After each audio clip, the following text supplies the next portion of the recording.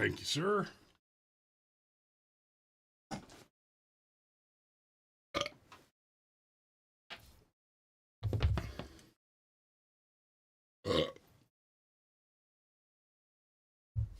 Oh yeah, that's a hot mic. Sorry, guys. Just straight belched at every headphone user's ears.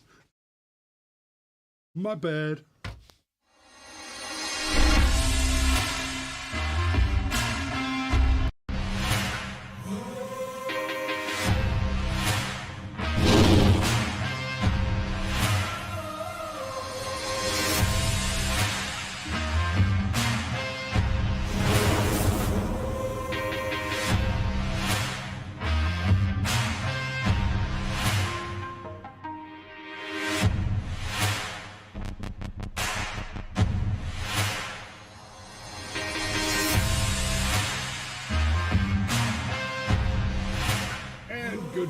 Hey, look at that. The camera's working. We appear to have sound. Everything seems to be going correctly this morning. Shut up. And we just lost YouTube. No, I'm kidding. Good morning. So today may or may not be my last morning this week. I'm not sure how early we're leaving tomorrow, but Cam's going to take over solo in seat 1 for the rest of the week. Either tomorrow morning or after tomorrow morning, and I expect good things, but I'll try to be watching while I'm out and about. How you doing this morning, Sunshine? Man, I'm fantastic. The weather. Yes, I love this time of year. So, about the weather, I had a moment this morning. This was absolute magic. I walked outside just a little before 6:30 to smoke a cigarette, cup of coffee, enjoy that kind of crisp morning air. It felt absolutely perfect outside. And as most of our viewers know, I actually live right next door to my folks. The last, week or so, every morning there has been a forest of spider webs in Ma and Granddad's front yard. You've seen it, yes. Right? And I mean, it's just straight up and down. Just spider web. So it's a little before 6:30, and this random car comes pulling up the street. And I knew it wasn't you because I could see the back end of it and it went by. And it pulled into Ma and Granddad's driveway. And I'm standing there with my cup of coffee. I'm like, well, I'm not armed right now, but this is hot. This will work. And I'm watching this guy come out. And I see his phone in his hand and something in his other hand. I'm like, okay, it's an Amazon guy. Clearly there's an Amazon delivery happening here. And I'm standing there and I take a sip of my coffee as he walks onto the footpath up to the front door to deliver the package. And I had just taken a sip of coffee when suddenly he goes, oh shit, and he starts waving the package around, and and I snoozed coffee and laughed out loud, and he was taken aback by the noise of me belly laughing at his misfortune and almost fell on his ass right there because I'm sure he hadn't seen me. Clearly. And so that was the beginning of my morning. We have requests. Yes, and the wife asks me to say good morning to Ty. Good morning, Ty. Hopefully, I'll actually join you guys for dinner in November. That's not a promise. That's a maybe. It's a long damn drive, and I've got a shitload of kids, but we're already talking about it, and we'll see how that shakes out. And then I guess we're ready to do the show. Is there anything you want to cover while I remember to go back and find that video you wanted to look at? No, let's do the show. You start with your analysis, and then while I'm giving mine, you can find the video. Fair enough. Okay, so we've got this article that I want to talk about, and it comes from the AGC, the AJC. Yes. The Atlanta Gyno Constitution. Yeah, it might as well be. So our local fish wrapper, this particular liberal rag, the AJC, what a bunch of commies they are. Remember when they tried to hang that poor fat man for blowing up the Olympics? When he turned out to be a hero. Yeah. He just had the misfortune of being a fat white guy that lived with mommy and had a crappy job. And that was reason enough for the AJC to just absolutely hang him out. Yeah, that's the thing that made Sean Hannity. Exactly. He used to be on a local station here and was like, hold on now, guys. Just because Richard Jewell is weird doesn't mean that he's a murderer. Right. I mean, I know a lot of weird people, and not all of them have killed anybody. So, most Georgia public colleges won't require SAT or ACT for 2023-24. Now, I'm sure this is completely unrelated to all that debt forgiveness stuff. Of course. You know, I'm sure that this is in no way motivated by the billions of dollars that the Biden administration has just promised to just randomly give to colleges. To be clear, college is expensive because it's paid for with someone else's money. And as Milton Friedman often said when criticizing government spending, no one is ever as careful at spending someone else's money as he is with spending his own. And that... Well, yeah, man, if you're going to pay the check, I'm going to get the steak.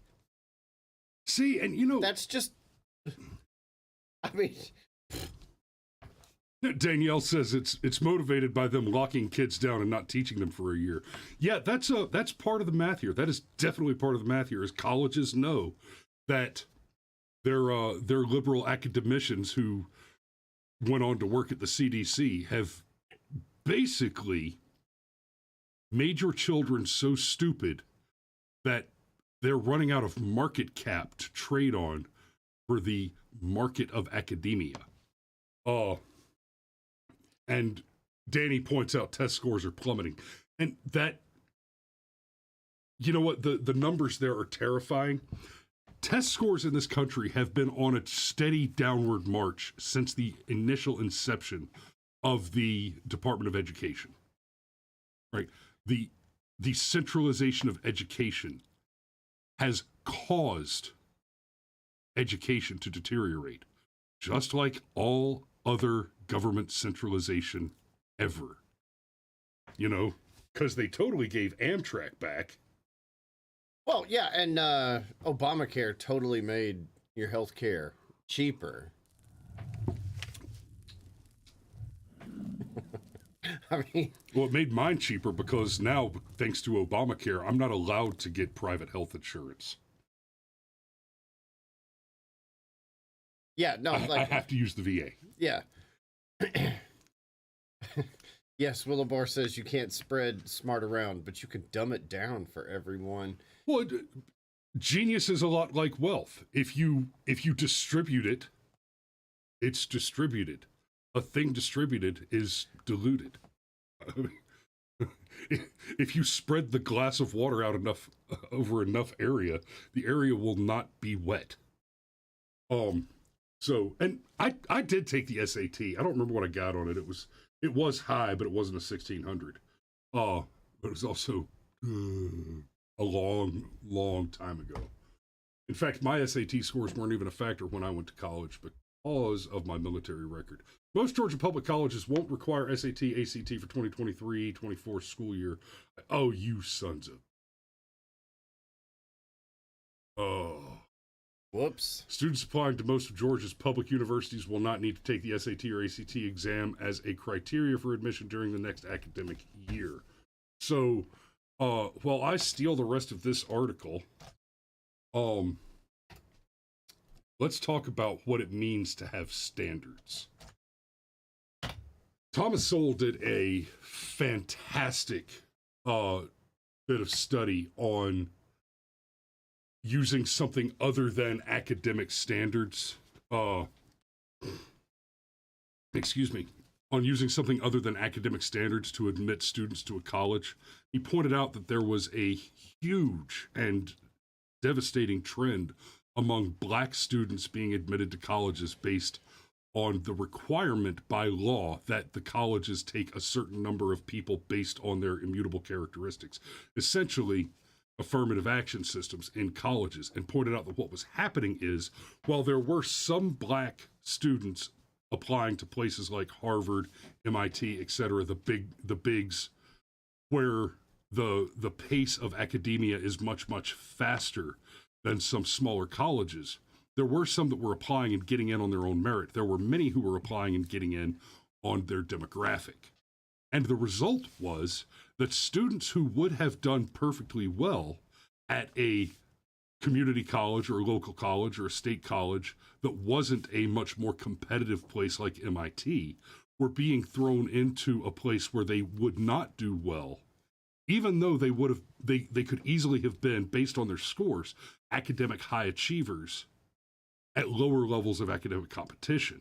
And the result was that they would fail out almost immediately after having been around just long enough to check the box on the statistical data markers. They would then fail out of the MITs and the Harvards, et cetera, and be discouraged and never return to college, even to one where they may have been much more academically successful. And it's a good cautionary tale that when you try to give a thing of value to someone who cannot value it, then the value of the thing is stripped away by its mere abuse. So we'll look at this article a bit more. God love the Internet Archive. Sonny Perdue, Chancellor of the University of Georgia System, announced Thursday that the college admissions exam will only be required at Georgia Tech and the University of Georgia, two of the system's most academically rigorous schools. The system's other 24 schools will be test optional for students who enroll in the fall of 2023 through the summer of 2024. Now, I wonder if that means that they intend to bring it back. This is a test program. Later. Yeah.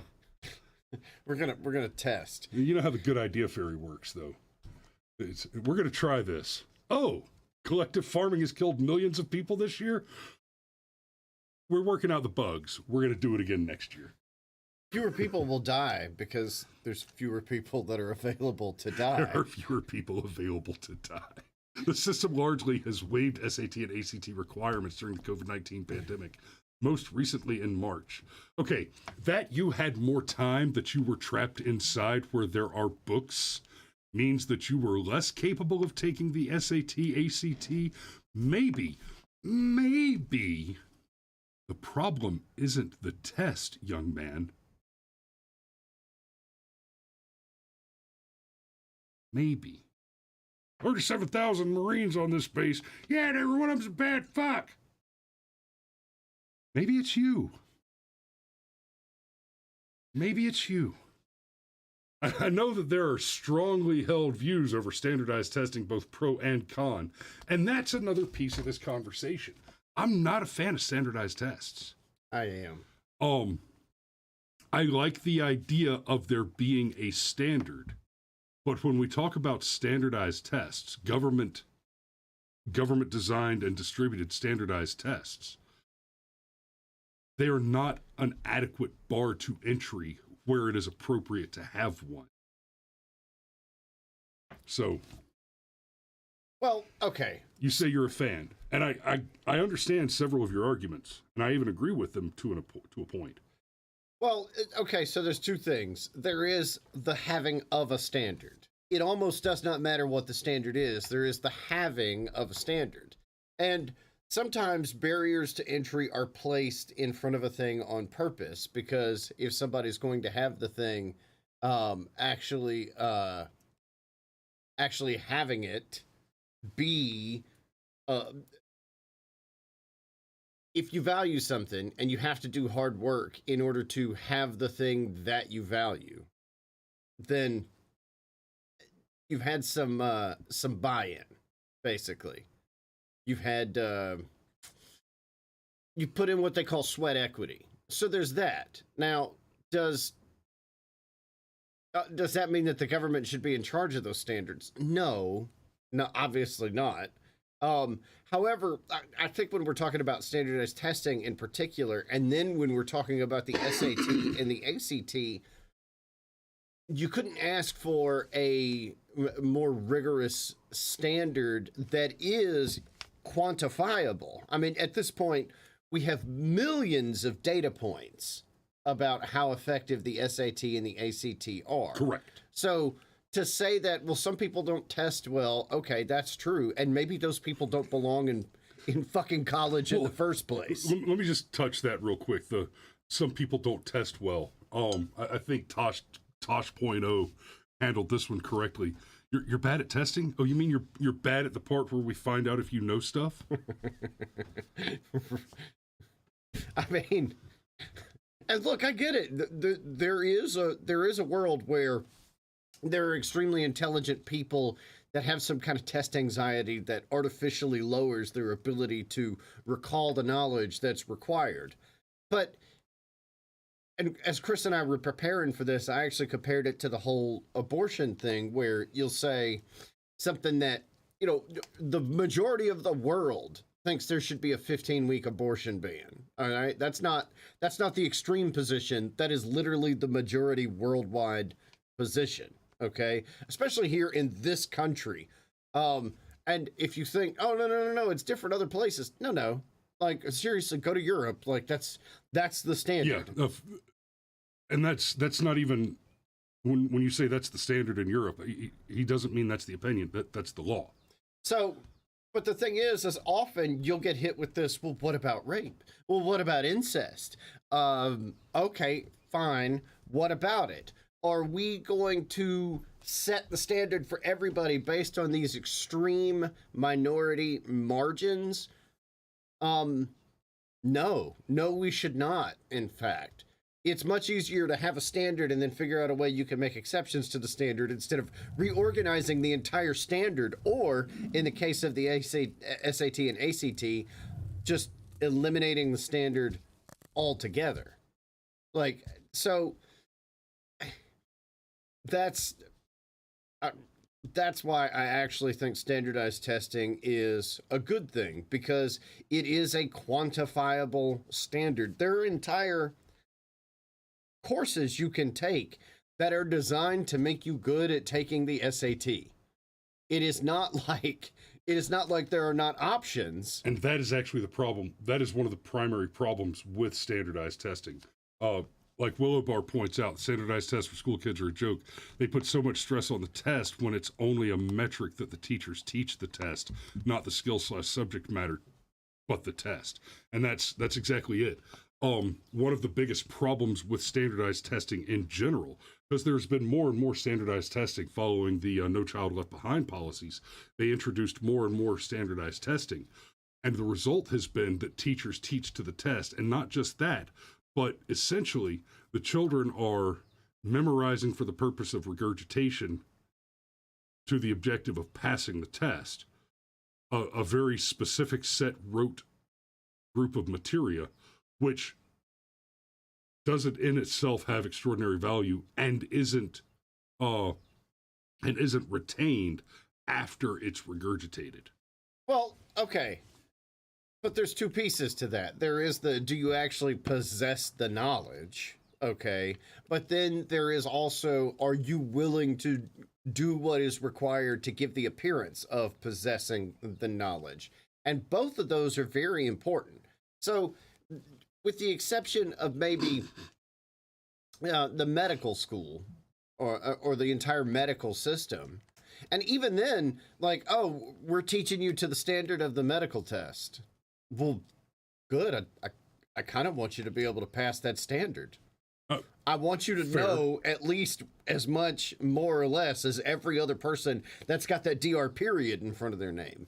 Did you regurgitate a bunch of stuff? Did you learn about a ton of conditions that only 1% of your patients are ever going to present with? Yes. And you busted your ass and passed all the tests associated with it, and so now you get to be a doctor.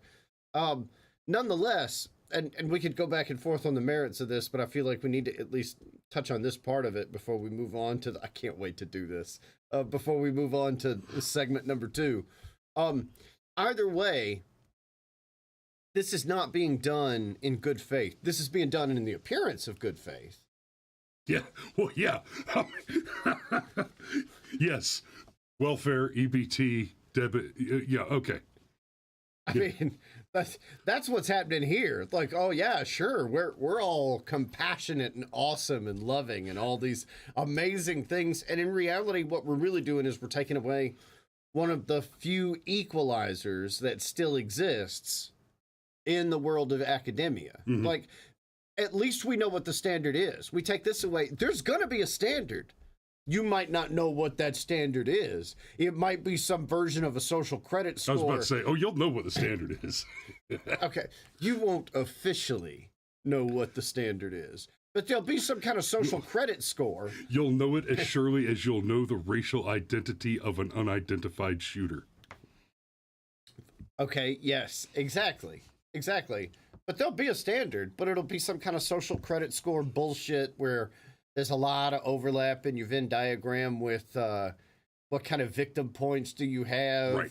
and then we're gonna end up with a world run by Mean Gene Louis Pierre's who will swear up and down that Brian Kemp helped steal the 2016 election from Stacey Abrams, but then when Peter Doocy asks her, well, what's different about that from between this and 2020?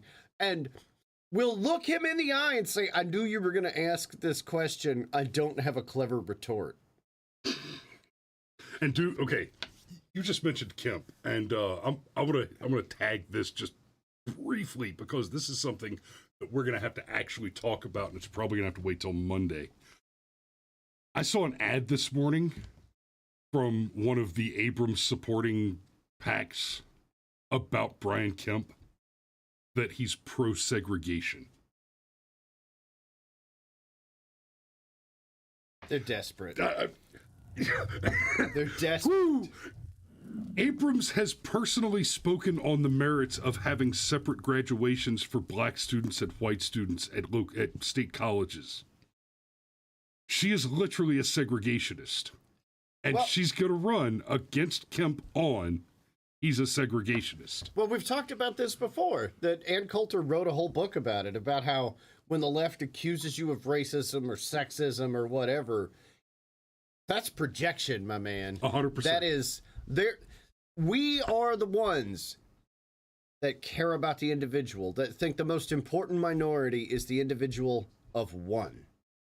Period. End of sentence. It is the left and all of their corporate sycophants in what they call the media that worry about the black vote and the suburban housewife vote and the gay vote and the young vote. No. Like, okay, I understand that in the real world you have to pay attention to demographics. Like, I'm not naive, but at the same time, man, a rising tide lifts all boats. Yeah. It's like, when you cut taxes, you're going to cut taxes for rich people too? Yes, it's a tax cut, dipshit. Everybody gets a tax cut. So. Yep. Okay. Okay, I don't guys. want to do this. Man, all right. Every single one of you is going to hate this. You are all going to have been dumber for watching it. But it is important that you understand the enemy. In fact, it is important that you understand that lack of standards help people like this fantastic individual go to college and get elected and allow them to talk down to you. Okay. I want to be very clear. Just double check, make sure the sound's on for it. I want to be very clear before we do this. This was his idea. Uh-oh. What the hell? I hit the button. People who like Cupid and cupcakes. No! That is not what it means, you stupid head! Oh, well, they still like cupcakes, probably, right? Maybe, but everybody's different, alright? Alright. Well, what does this mean?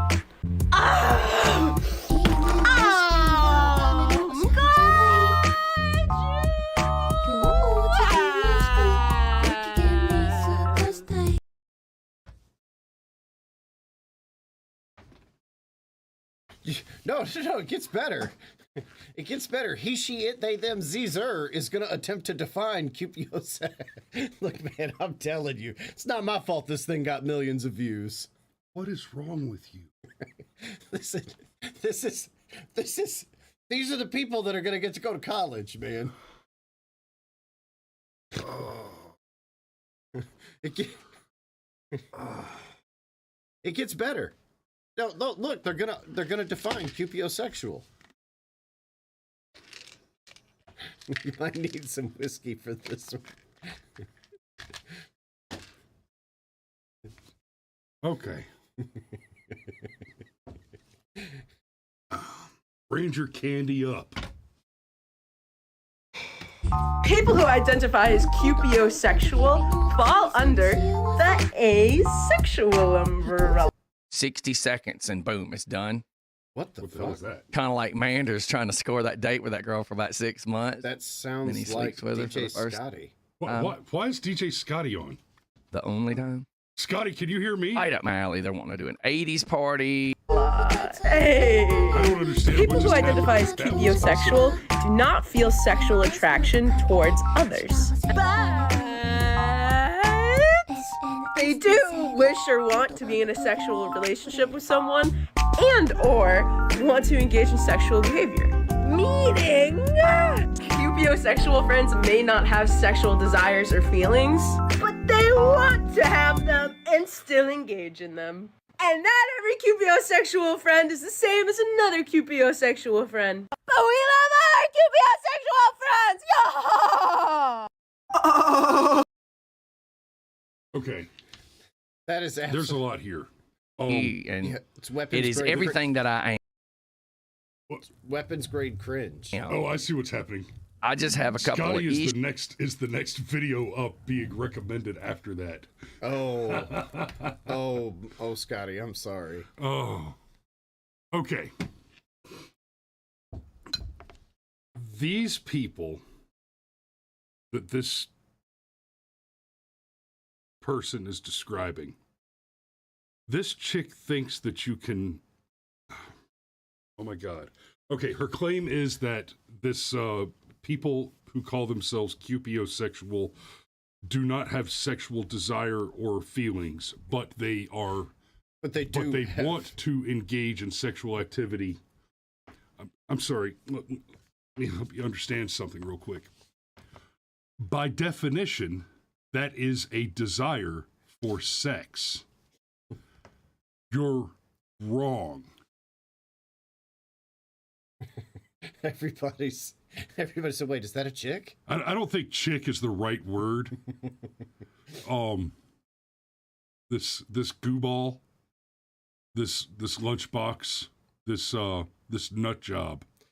These are great words.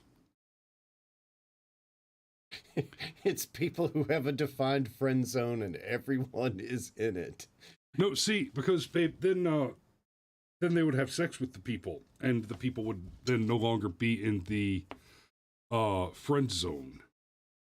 So this fantastic example of why China loves Americans' addiction to TikTok. I can't believe you made me watch that. Yeah, no, seriously, this fantastic example of why China loves Americans, loves their addiction to TikTok. Like,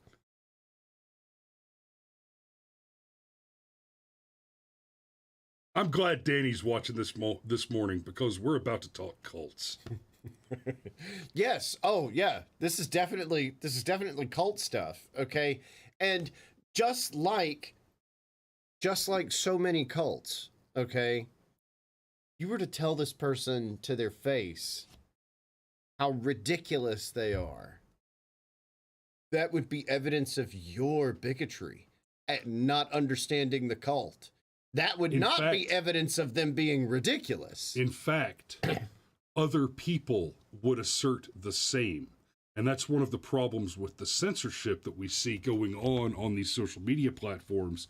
Is what has happened is, take LuLaRoe for example. There's that documentary about LuLaRoe called Lulu Rich, I think it is. My wife watched the whole thing. I think I slept through a lot of it because my couch is wonderfully comfortable. Right. But I saw enough of it to see some of the stuff they do, and I've of course in my line of work previously, cult psychology dealing with Islamists has been a professional interest of mine, in which I've got a lot. Hell, I've got the source book of magic right there, which is a book about NLP and includes some information in that same regard. So a big piece of the way that the mechanism of the cult works is that you are flooded with love and support, et cetera, by the members, and you are constantly told, right? They did this with the LuLaRoe thing. They go to their big conventions and everybody tells them, "You're almost there. You're doing so good. You're going to do great." Well, my husband thinks that we've wasted $30,000 on a bunch of leggings that I can't sell, and now they're just taking up space in my kitchen on these racks that he has to move to get to the dishes. Yeah, well, he's just a naysayer. You don't need that negative energy. And that's exactly how the cult works. The cult will tell you constantly that anybody who disagrees with the assertion that you are good and everything you do is right, no matter what it is that you do, they'll tell you that those people are negative voices, that they're evil, that they're bad. And this is part of why cults are so insular, that you shouldn't associate with those people, that you should cut them out. Now, what makes this so powerful is the kernel of truth, because it isn't good and healthy for a person to have somebody that's constantly negative in their life, right? But the way the cult works is they try to take a person who is actually offering you useful, life-saving, constructive criticism and make you think of that person or those people as if they are an abusive spouse, as if they are a torturer, right? And that's very much the way the mechanism of the left works. Now you get that out into the world of social media, and you've got TikTok and Twitter and them telling your 13 and 14-year-old daughters that they need to have chunks of their arm cut out so that they can have a fake penis sewn onto them, or the other way around with a vaginoplasty. And not only are they being told repeatedly by the people online that this is a good thing, they're not being told by those people that the others, they are being told that anybody who says you shouldn't sew up your vagina and strap on a chunk of arm skin, they're not just being told that the people who say you shouldn't do that are bigots, but the people who say, I did that and it was bad for me and now I want to get it undone, but it can't be undone. Those people aren't just bigots. They're unpersoned. They're vaporized from society. They're removed. Their commentary isn't allowed. They're prevented from speaking. This is cult behavior. Well, okay, and then there's all the things that you can do to move up in the cult. Like, for example, be the first person to be so brave and so bold and so beautiful to post a super cringy video about being sexual, okay? And it's that tiny minority of loud voices that say, oh, bravo, golf clap. Well, and our show is called The Brushfire Mind, and it's a reference to Samuel Adams making the statement, it is not the majority, but a tireless and irate minority setting brushfires of liberty in the minds of men. But the fact of the matter is, as right as he is in that statement, as important as that loud minority is for our voices, he's right. It's functional in very much the same way that there are lessons that we as conservatives can learn from Alinsky's Rules for Radicals, that it is the tiny minority setting brush fires in the minds of men is a lesson that the enemy has also learned well. Yes, but the enemy cheats. Okay, when Galileo first said, "Hey guys, I'm pretty sure that," oh, you son of a bitch, I'm out of coffee. Thanks, buddy. That's friendship right there. When Galileo first started, pointing his telescope at the heavens and was like, hey, man, it looks an awful lot like Jupiter and Saturn have moons that orbit around them instead of around holy shit, the Earth might not be the center of the galaxy. It might be another celestial body entirely. That was the minority opinion. However, the evidence was compelling, and it took some time. And a some few executions. Right. But the idea eventually took hold. Whereas now, and Jordan Peterson just interviewed a woman. Thank you. Yes. And Jordan Peterson just interviewed a woman recently, and one of the things that they talked about is when they discuss this issue, when they discuss anything having to do with trans or any of the modern debate about language around these issues, because that's what we're having. We're having a debate about which terms are acceptable. Best wife ever. Right. Fair enough. Anyhow, when they want to, and we're talking about and the person that he interviewed had written an entire book about it, and she'd interviewed presidents and serial killers, and like this was a very, very accomplished journalist, and she said one of the most difficult things about engaging with this subject matter is if you're not careful about how you speak honestly with it, you can get thrown off Twitter. If you don't use the language they tell you to use, you could get thrown off Twitter. Even just that's why we're on Rumble. Right. So not only does the cult, give you like not just the cult and the love and then the cult of personality, but the left has figured out the most important part of all that is controlling the language. If you control the language, you control the rules. And if you control the rules, you control who is the most probable to win any game, period. End of sentence. It's why when the ACC and the SEC play each other, they bring in refs from the Big Ten. They don't bring in refs from the ACC or the SEC because they're going to be they might be biased. That's football? Yes, that's college football. I knew a thing. That's God's sport. Are they sponsored by the Lord's Chicken? In fact, there is the Chick-Fil-A Bowl that happens every year. Yes, very. In fact, it's one of the more prestigious bowls. Crackshot mentions the Ministry of Truth. Crackshot, funny enough, I actually just finished 1984 again, and I'm gonna have to do a show where I just talk about my experience rereading 1984.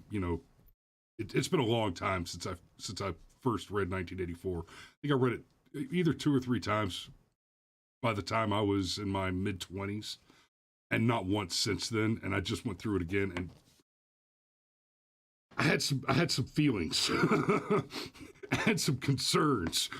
So, but I will only say this about it. If you've never read 1984, you're almost certainly familiar with references to the panopticon that's referred to as Big Brother.